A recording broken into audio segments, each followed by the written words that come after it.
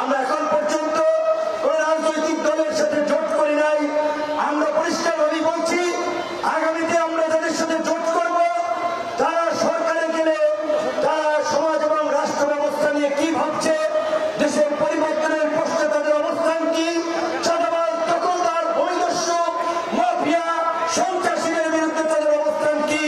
এই সমস্ত বিষয় পরিষ্কার হওয়ার পরেই আমরা সিদ্ধান্ত নিব আমরা কোন দলের সাথে জোট করব কিনা। তাই আগামী এই ত্রয়োদশ সংসদ নির্বাচনকে কেন্দ্র করে আমরা চাই তরুণ প্রবীণ এই গণ অভ্যুত্থানে মানুষের যে আকাঙ্ক্ষা তৈরি হয়েছে,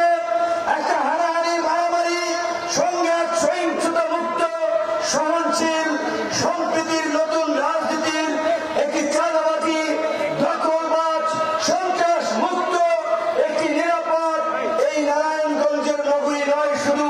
একটি নিরাপদ বাংলাদেশ, সেই স্বপ্ন পূরণের জন্যই আমাদের অসমাপ্ত লড়াই চালিয়ে যেতে হবে। এই চাঁদাবাজ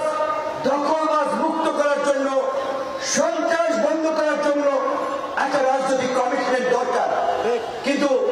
কোন রাজনৈতিক দলই সেটি চায় না। কারণ সবাই ভোট কেন্দ্র দখল করার জন্য,